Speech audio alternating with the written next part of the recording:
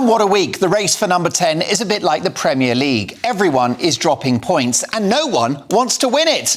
Rishi Sunak gets himself in hot water with a crushingly insensitive £1,000 bet with Piers Morgan over flights to Rwanda and an ill-advised trans jibe in the Commons. Meanwhile, Sir Keir Starmer performs another U-turn so screeching it would have Lewis Hamilton blushing. Let's start with Rishi Sunak, the 21st century's answer to John Major, who made a major boob this week. Well, that might have been the wrong choice of words. Take a listen.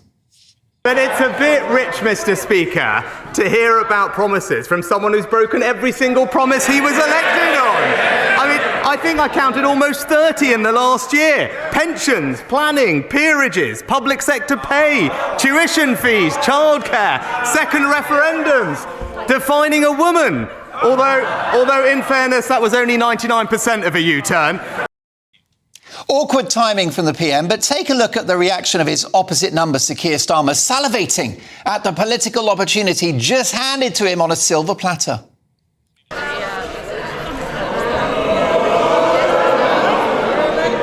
Of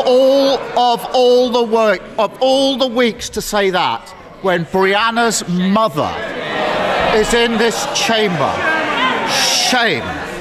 Parading as a man of integrity when he's got absolutely no responsibility. Absolute. Of all.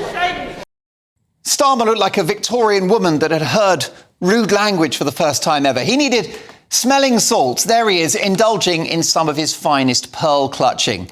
Now, he thinks he's landed a win there, but I'm not so sure. This was an improvised moment, unscripted, and I think he showed his true colours.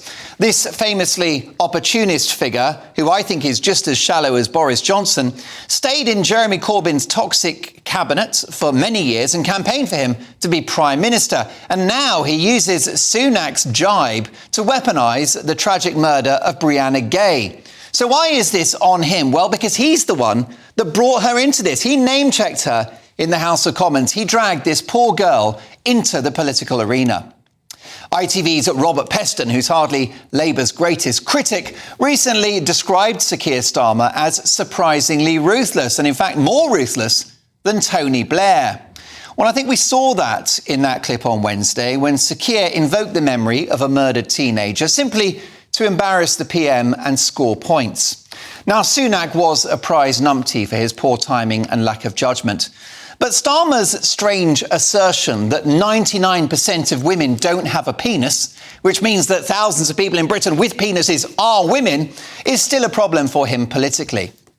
Sunak is entitled to point out that Starmer has no grasp of basic human biology and therefore, with it, risks women's hard-won sex-based rights should he achieve power.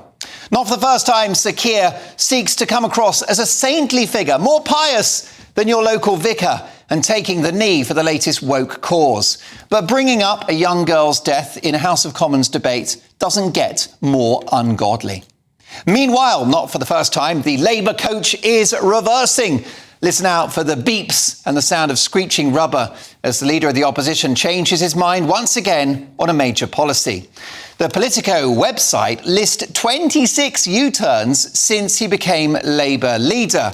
A few notable examples being his campaign to reverse Brexit with a second referendum, scrapping tuition fees and universal credit, a tax on the top 5% of earners, a cap on bankers' bonuses, a renationalisation programme and universal childcare up to the end of primary school, all scrapped under Starmer. And this week, after months of denials, £28 billion a year to save the planet has bitten the dust, probably thanks to Starmer's rather sensible Shadow Chancellor, Rachel Reeves. Do you know, I might even cut Starmer a bit of slack. It takes a big man to change his mind, and with Labour promising to get sign-off from the Office for Budget Responsibility for their spending plans, it suggests to me that they're serious about government, and by letting the bankers have their bonuses, they're serious about economic growth and prosperity. The Tories have U-turned on who their leader is, A few times in the last few years. So Starmer's entitled to shift positions as he readies for power. Though voters are entitled to wonder what he will actually do if he gets into number 10. I'm not sure even he knows. Ultimately, if this week in politics was a football match, I would call it a 0-0 draw. But if you look at where they are in the league table, Labour don't really need the points.